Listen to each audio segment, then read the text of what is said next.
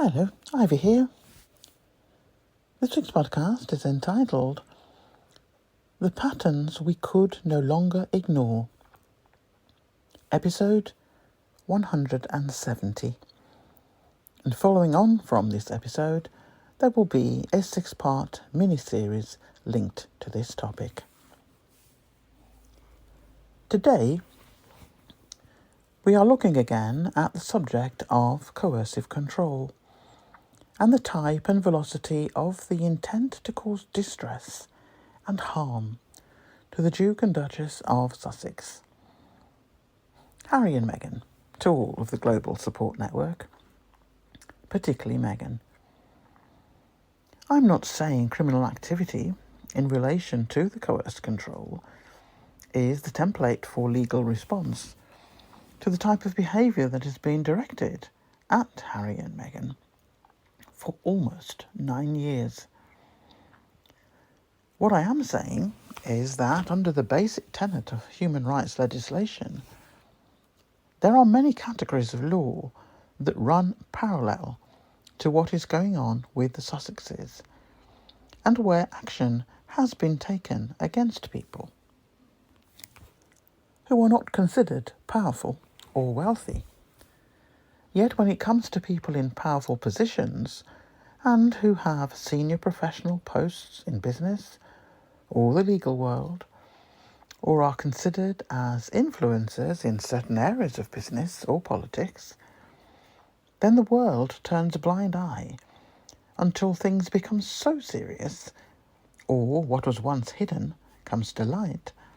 The powers that be are forced to respond in some way, even if it is decades too late for the victims of those activities. When you read about these examples, if you replace partner, ex-partner, spouse, etc., with all those groups of people who have abused the Sussexes, examples being the British royal family, the UK tabloid press, royal reporters in particular, government, by their silence are complicit, keyboard warriors, and on both sides of the family, headed up by 2 deadbeat fathers. They are behaving like an ex-partner who refuses to accept that the marriage is over, and are now becoming dangerously obsessed with pursuing them and putting their lives at risk. And if they can't do that, they want to destroy their lives. If, on the rare occasion, the abusers are powerful and or wealthy, and their victims are in a similar category, there seems to be a position taken that says to anyone caring to watch that this is best to let them sort it out between themselves. No need for us to be interested. It is just rich folk doing their thing. If the victim is a person of colour, then it seems it matters even less. The view seems to be the victim has the financial means to pay for multiple legal actions and can move home several times in order to try and remain safe, can afford to pay for top-class security teams, etc., etc., etc. Everyone knows, deep down, if the perpetrators were people of colour, it rarely takes decades for legal professionals to step in. If the victims are poor Caucasians and their abusers are wealthy and powerful, no one is interested until the abusers have long since passed. The basic aspect of everyone is entitled to protection under the law. That seems to be pushed aside far too often. The danger with that is that victims are left to suffer, and if the abuse continues for years, the cost to the individuals concerned is more than financial, and therefore the damage to the authorities and the countries concerned is not easily repaired. A little background here for new subscribers and listeners to the podcast on the SGUK channel. Today's podcast is using the framework of coercive control and how it can apply to describing what has been and continues to be done against Harry and Meghan. Experts have thus often used the non-injury model of coercive control to explain the dynamics of the types of violence. The term was first popularised in 2007 by the work of the late Dr. Evan Stark, who described coercive control as a pattern through which abusive partners, typically males, employ combinations of violence, intimidation, isolation, humiliation, and control. The legislation now includes groups and families who can be identified as abusers. I have no doubt in my mind which groups come under that heading in terms of the Sussexes, Meghan in particular. And one day, I want to see at least one from each of those groups be held to account.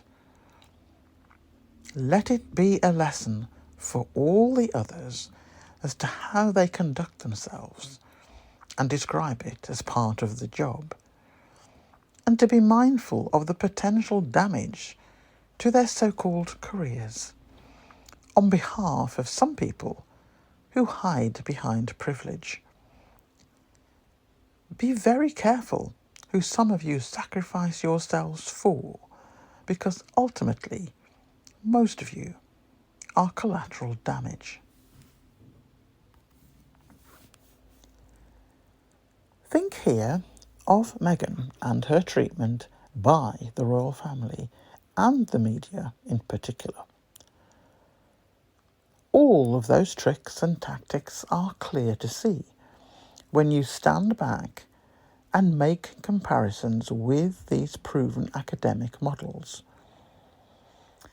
I've referred to them many times over the years as long-term supporters and followers have heard me say. So for new subscribers and followers, yes, we do revisit coercive control a few times, a couple of times at least each year, because the Sussexes are on the receiving end of that range of activity by certain groups who feel privileged that they can do so, and there have been loss of lives along the way, and we do not want any more loss of life for anyone. There is civil and criminal law already in place to deal with coercive control. And with my non-legal mind, I fail to see how it can be too far a step to take to apply the law after 8 years plus of abusive activity in various forms. Never forget that Meghan had suicidal thoughts when she was pregnant with Archie.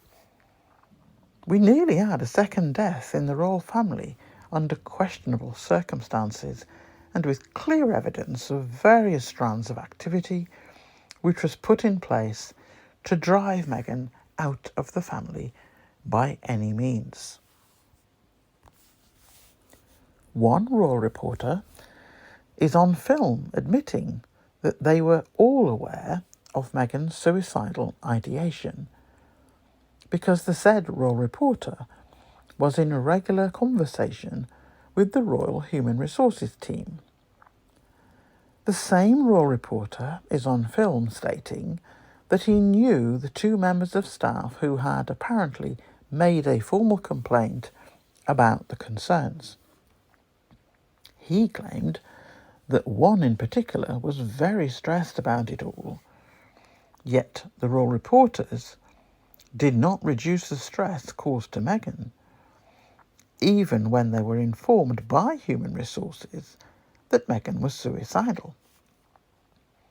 The Raw reporters did the opposite and wrote even more hit pieces about Meghan's state of health. Same Raw reporter later said on film that both of the ladies stated that they had never made a formal complaint. Never forget that Meghan and Harry suffered a miscarriage because of all the stress being caused by the above-named groups, even though by then they had moved to another continent and still could get no peace from UK Raw reporters' activity. Stonewalling, gaslighting, and threats of legal action are all part of an abuser's repertoire. They employ these and other tactics to retain power and control, to ensure that you are prevented from exposing them. A note: think here of the royal family and the media. Remember their behaviour before the Oprah interview even came out.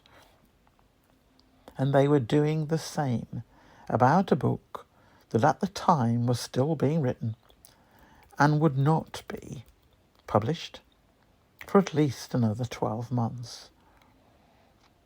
Only people who are guilty of less than good behaviour would be worried about a TV interview yet to air, or a book yet to be finished in terms of writing of it and then to be published.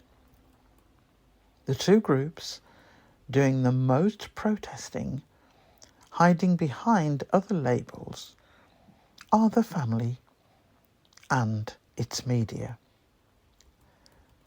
Speaks volumes to me, and is all part of trying to desperately cling on to the control and the narrative using a decades-old playbook which is no match for the astute minds of the Sussexes, exhausting as it must be for Harry and Meghan.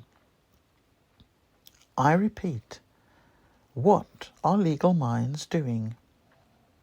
What has to occur for a trigger to move to action mode?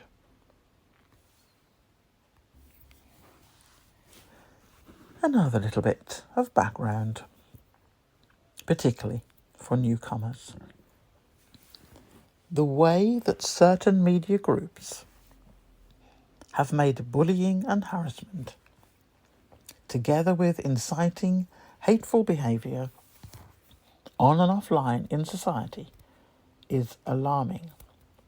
And what is worse is that the UK Raw reporters are leading the pack, with Australia in second place. The target for their ire is the Duchess of Sussex, and it has gone on for almost 9 years and has yet to cease. I have no idea about Australia, but the UK media, both televised and printed, has blood on their hands. People have died or have been mentally abused by some of their activity, and many are still suffering from the trauma of the interaction with the actions of this group. People are seen as prey, and it seems anything is fair game if the person is in the public eye or has emerged into the public space as a result of a life-changing incident. The UK news media swoon in like hawks, ready to pick the target to pieces, even to the point of feeding off the metaphorical bones of their victim when they are down and out with physical and psychological exhaustion. All in the name of clickbait, income for their news rag, and fame for themselves in the media tabloid job market. I will never forget the months of harassment and bullying dished out to one TV presenter about events in her private life by a tabloid hack.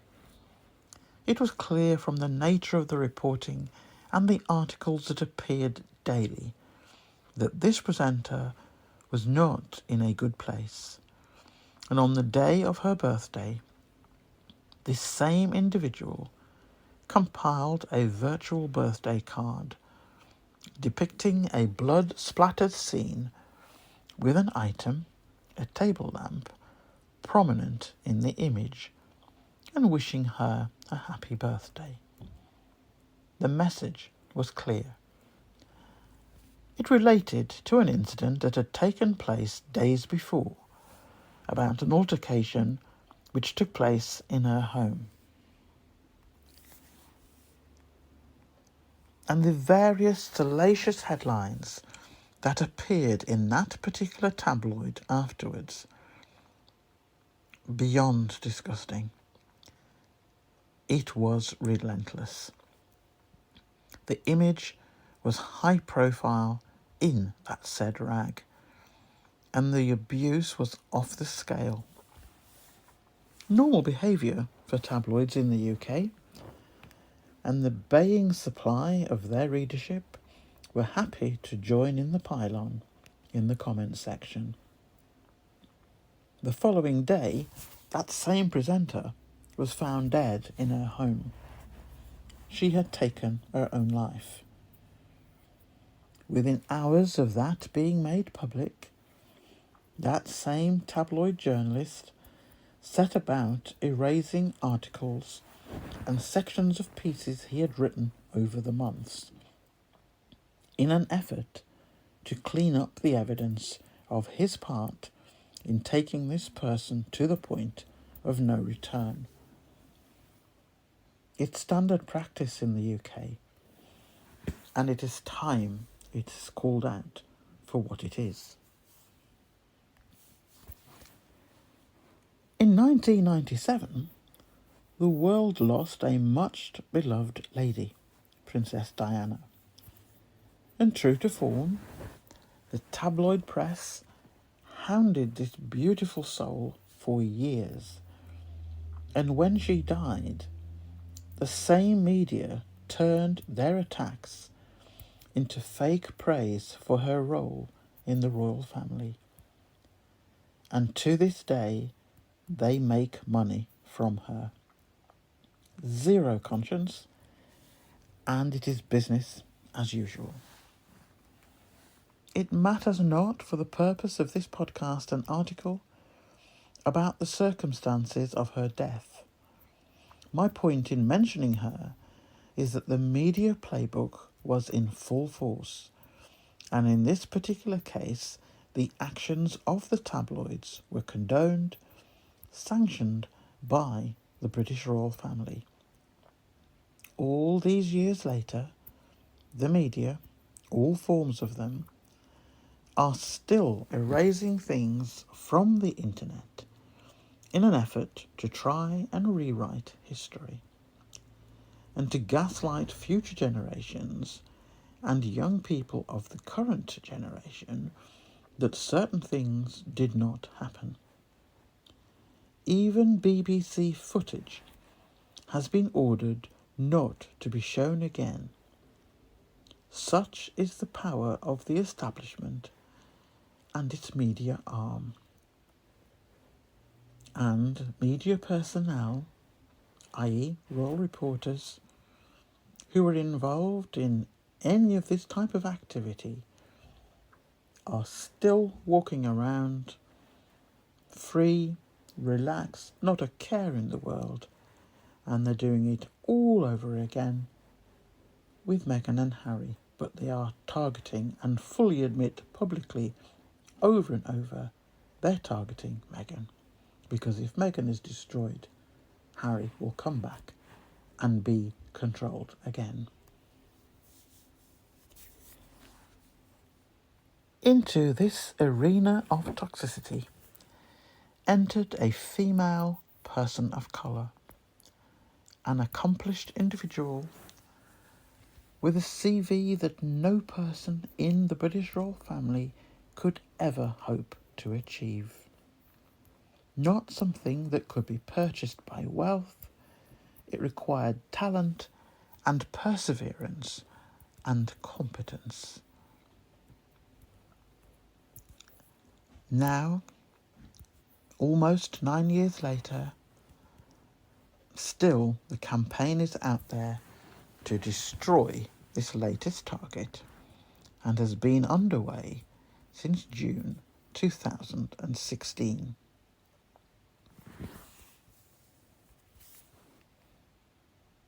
The campaign has been allowed to continue with an agenda that will end the same way as previous victims, and in the case where it involves royalty, the high-profile nature of the abuse is evident, persistent, and it is called anything but abuse in the media.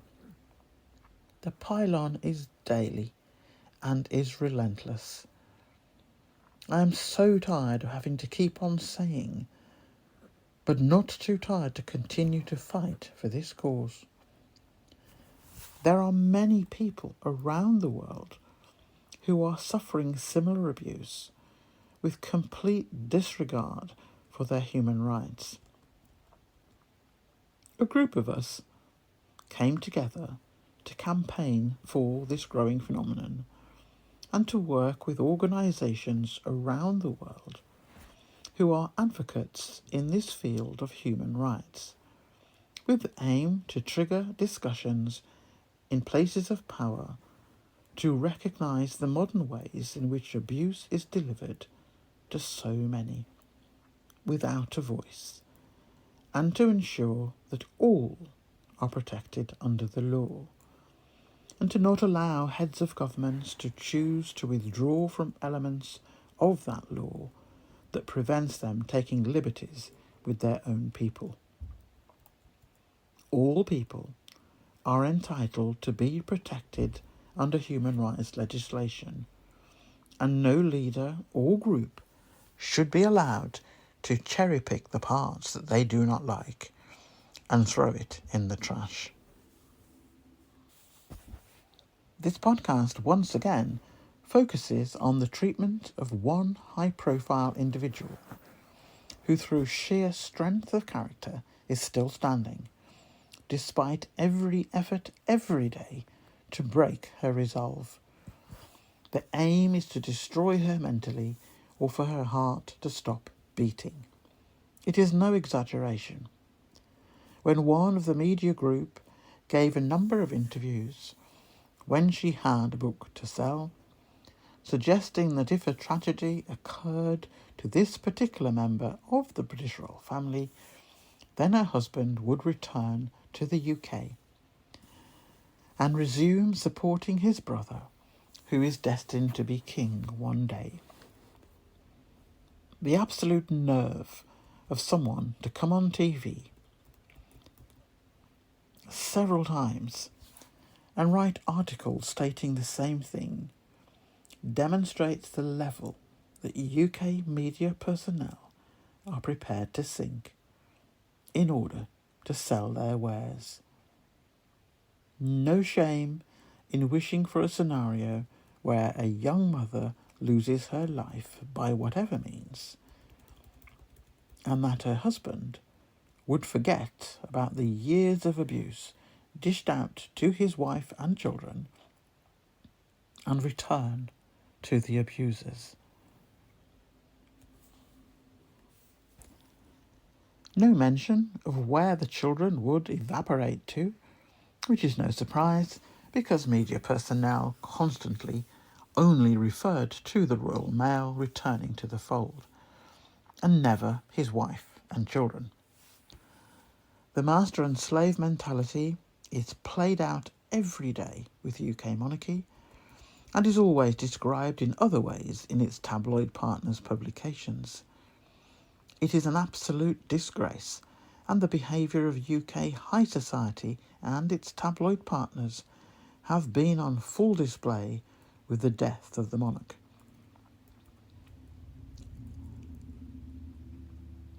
Referring here to Queen Elizabeth. It hopefully revealed to the global audience at large what has been going on around the plantation behind palace gates, and how it reflects a growing phenomenon of hateful behaviour around the world to groups and individuals who do not have a voice, due to the lack of resources to take on the huge corporations behind much of the activity. For example, land acquisition and abusers in powerful positions. It's time to reset the clock, and the international lawmakers to revisit modern methods of exerting hate to a wide range of people or a person across borders. There is no longer a need to be physically present to be abusive, and systems need to be in place to capture this abuse when it is sent or published, and wait until the physical outcome becomes public, i.e. death or injury, physical or psychological.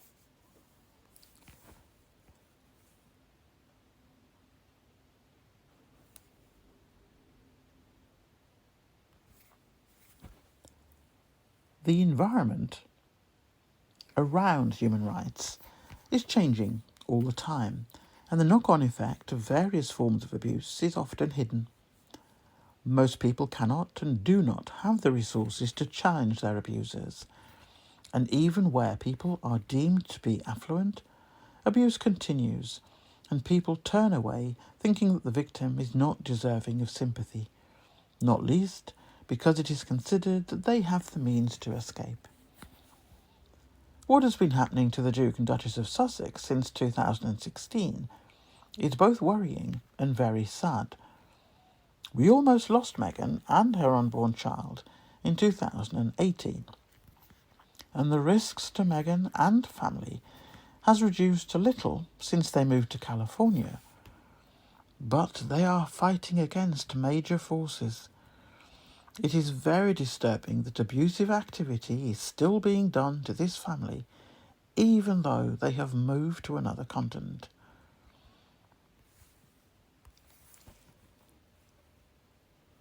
The aim of this campaign is for experts in the legal field to begin conversations with their counterparts in various countries and explore the processes and systems that exist in the international human rights legal field, because it does not seem that evident. To my non-legal mind, in terms of the perspective, it appears that the international legal community cherry-pick which cases and countries they get involved in and ignore all the others. In the case of the UK, we have a monarchy system that upholds white supremacy beliefs, no matter the official response. Since Prince Harry mentioned in the Oprah interview in March 2021 that the family were concerned about the possible shade of skin of their unborn child, the fact that the only person of colour ever to enter that family lasted 2 years in that abusive environment, with the weight of a government and newspaper industry, televised media owned by the same or similar people as the newspapers, aristocracy and police. That is some strong forces to have abusing you. All work together, and to top it all, the royal family is exempt from certain laws of the UK, and the monarch is exempt from all of them. It is interesting to note that the royal family do not have to comply with equality and diversity legislation. Please note that whilst the monarch is exempt from all laws of the UK, and the family exempt from most of them in reality, the people and organisations doing their bidding are not, despite what they think.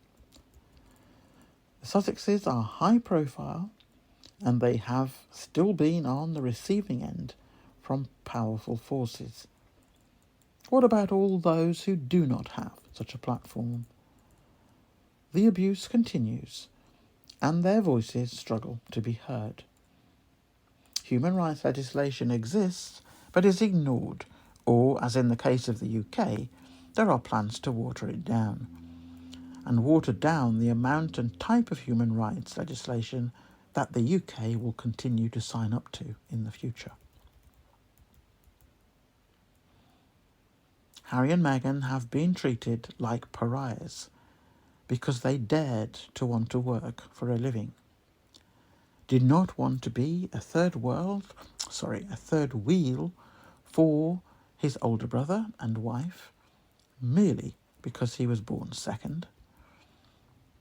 Royal family and their media associates in the Royal Rota tried to make it difficult for the Sussexes to leave by quoting all manner of restrictive reasons why it was not a good idea. That did not work. The royal family have attempted to punish Harry for marrying someone who was not from the gene pool usually fished in for spouses, in order to continue the parasitic way of living of UK public. I could say so much more, and have done more than once in previous episodes of this podcast channel. I highly recommend that you read the background to a lot of what is not published in UK tabloids, and you will see what they've been up against for quite a while. But all I will say is, I think that area of activity will be curtailed over time. Things will change. Let's just leave it at that. There are changes on the way, I am sure. I mentioned these next few lines actually a few days ago to someone, because it keeps cropping up, and I think it's worthy of a reminder, and particularly for new subscribers, something to watch out for in the future. In 2019, one Queen's Counsel, who now is King's Counsel because we have Charles as King, wrote on one of the popular social media platforms about the undertones of racism written by royal reporters. The QC referred to the implications for people of colour in the UK if someone like Meghan could be treated this way. What hope for ordinary people? Like clockwork, one of the royal reporters, who regularly posts negative comments about Meghan and implies that Harry is a weak and easily led man, etc., the usual, responded to the QC admitting that, and I quote,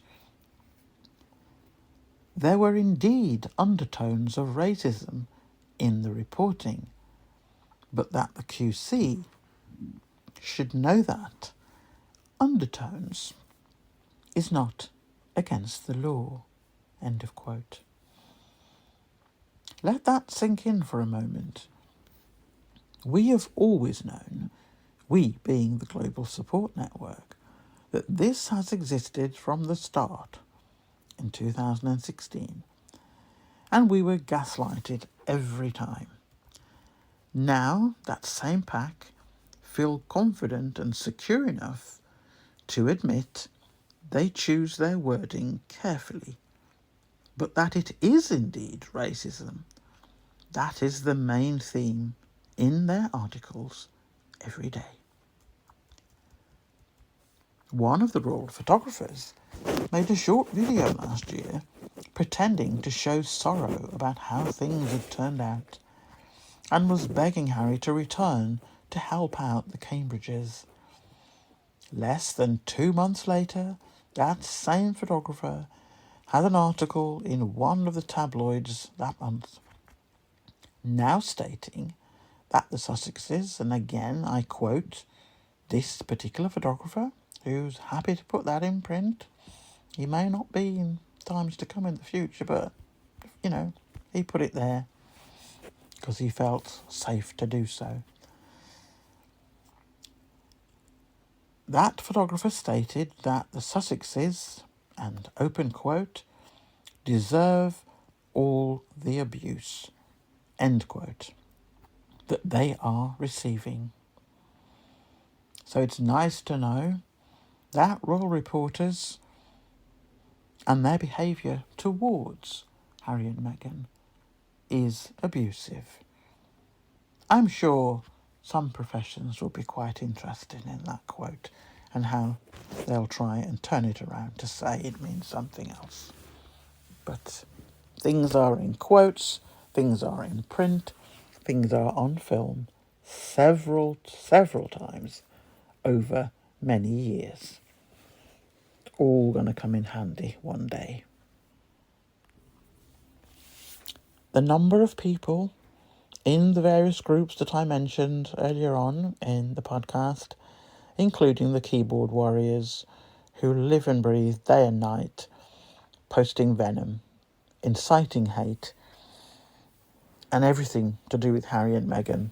Anything that, even if it's been shown that that's not how things have gone, the use of Photoshop and all that kind of stuff, which we know people in very privileged groups also do the same. But, let's go back to the keyboard warriors. They spend 24/7 posting, circulating hundreds of the same post to various platforms and claim every few seconds how much they hate, not just dislike, how much they hate the couple. Meghan always gets the brunt of it because they blame Meghan for taking away Harry like he's a child.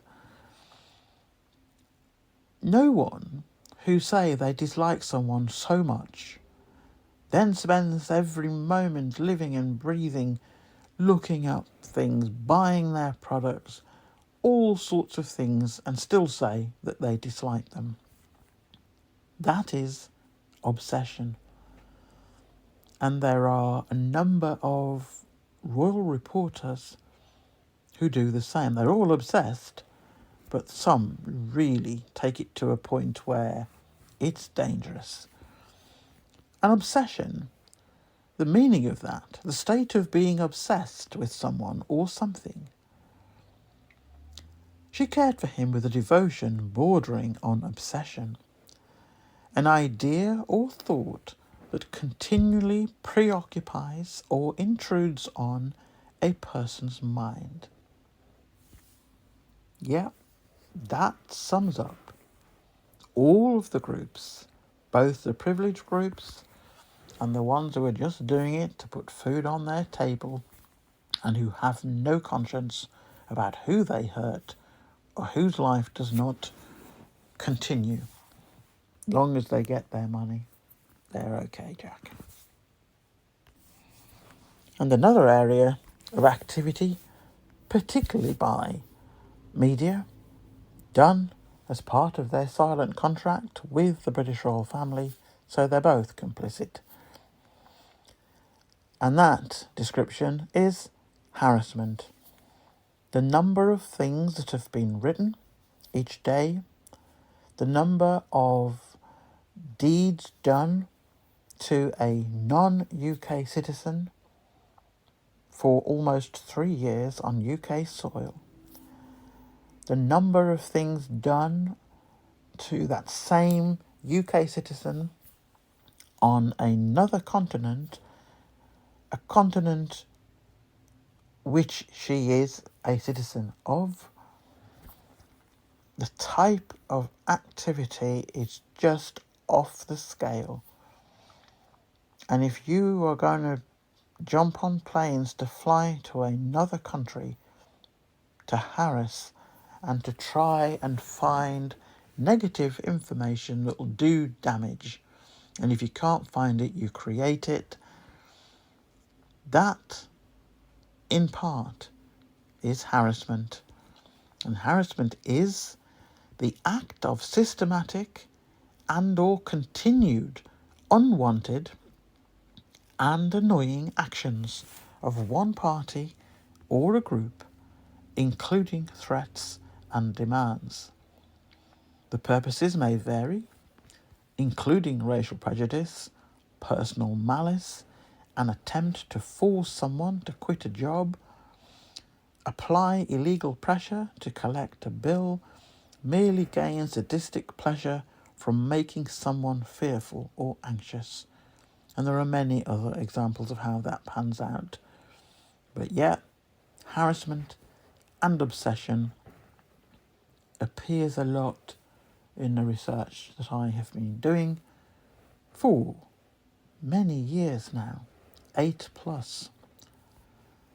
One day, people will get to find out about it. As was mentioned earlier, the royal family and its partners in the royal rota have been behaving just like an ex-spouse who cannot accept that the partner that they abused for years has managed to escape and is leading a successful life on another continent.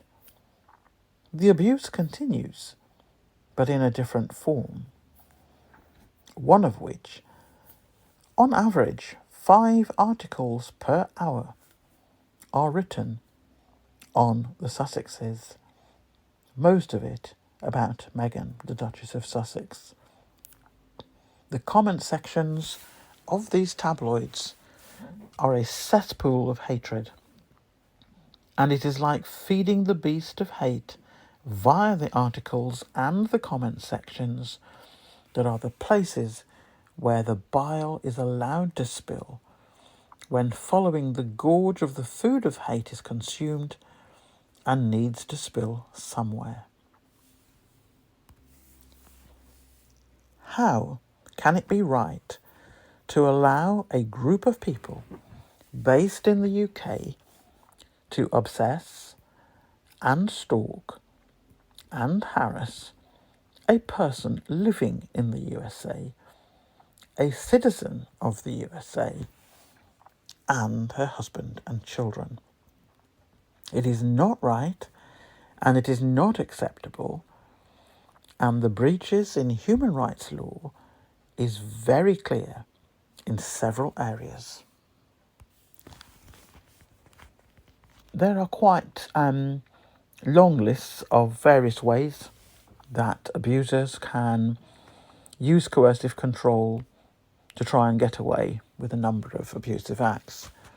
One of them is threatening to kidnap your children or get rid of a pet. So just a few lines here in terms of a pet. In fact, it's a dog called Guy, and who sadly is no longer with us. Not because of this incident, but I'm bringing up this point, how abusers work and how they target certain areas that they think they can get away with things.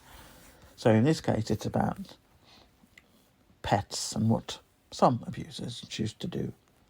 So in this case, Guy, Meghan's rescue dog, had 2 of its legs broken less than a month after quarantine ended and he joined the family at Kensington Palace. The cause of the injury remains a mystery. The Sussexes did not use the royal vet for Guy's recovery, but a practice owned by an independent vet. The vet was subsequently invited to the Sussexes' wedding. One does not have to think too deeply about the situation and the message that was clearly being sent, and why the Sussexes had their beloved pet treated outside of the confines of the firm. The evidence exists, so there has been no attempt to erase history on that front. But the wall of silence from the British royal family and UK media speaks volumes. The British royal family is not in a healthy state. The sad thing about all of this, none of these individuals have suddenly landed on Earth in the last few years. The country and its government just expected the Queen to last to be 100 years or so. And when she was no longer with us, her eldest son, Prince Charles, would take over. Zero thought given to the age profile of the royal family senior members over the last 40 years. A childlike assumption that when one person goes, you just plug in another one. Yet when Harry stepped back with his family, he was accused of putting the monarchy in jeopardy. The same media who abused, stalked and harassed the Sussexes, particularly Meghan, which continues, were the same ones who took no responsibility for Harry and his family leaving, and filled their tabloids with even more venom than the previous years. Meghan, the Duchess of Sussex, joined the family in 2018, but was not recognised as family or as an employee. Receipts exist for each of those statements. Yet during the 2 years Meghan was with the British royal family, the projects that she worked on and delivered were above and beyond any output of the 7 seniors who are being paraded, or were at the time, in the media as saviours. I have not seen one iota of evidence that anyone, apart from the Queen, understood the assignment, and that is someone who was carrying the others when she should have been able to take a back seat and not have to worry about what the children, in inverted commas, were doing unsupervised.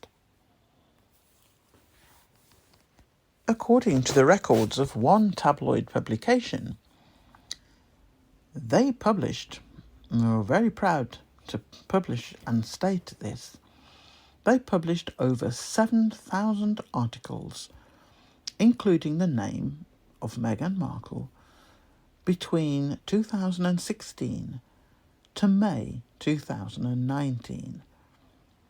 For only the month of May 2019, that same paper published 451 articles containing the name Duchess of Sussex. One could describe that as being obsessive, or fixated, or even stalker-like. None of those descriptions could be described as healthy or of an acceptable standard for any publication, particularly one that can be viewed online by a global audience. The head of the UK royal family, or the rest of the senior royals, come nowhere near close to that total in any similar timescale. None of the articles were positive, and it could be argued that much of this content is in breach of several codes, and none of them were ever challenged by the industry bodies who should be protecting victims of such activity, and not just those who are employed in the newspaper and magazine industry. No other senior royals had their health and safety put at risk by the actions of the newspaper industry since Princess Diana, and none have had to move house because of their privacy and safety being compromised by the actions of royal reporters.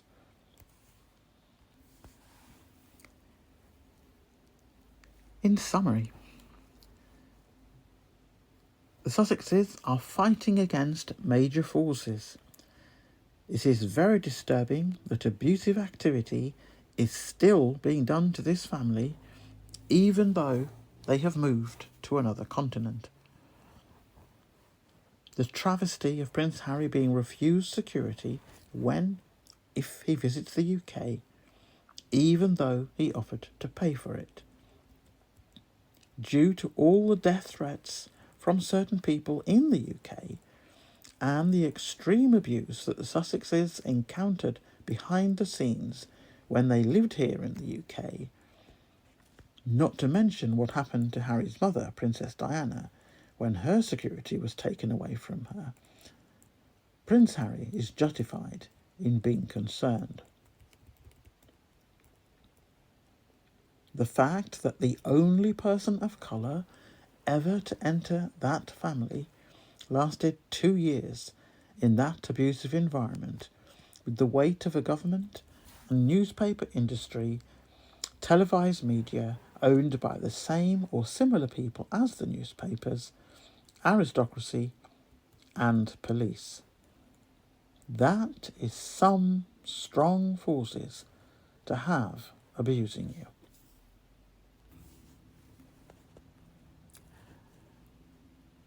The current high-profile targets for UK media, televised, printed and online, is not a good look for anyone.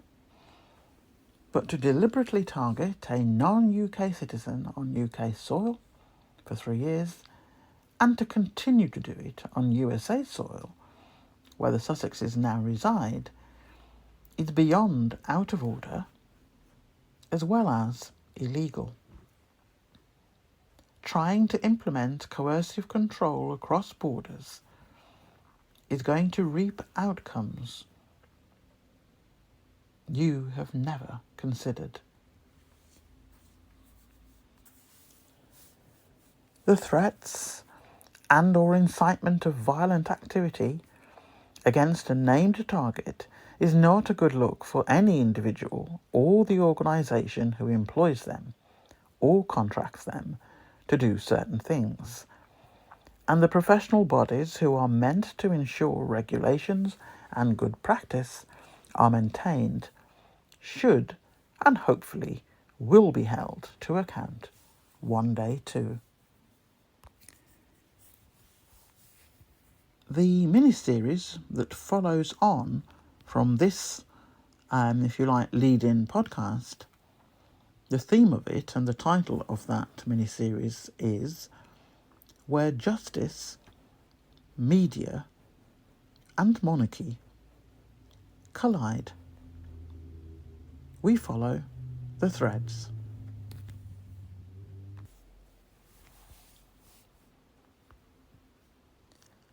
And to add to our podcast this week, a quote from Meghan. It goes as follows: "I've never wanted to be a lady who lunches. I've always wanted to be a woman who works. And this type of work is what feeds my soul and fuels my purpose."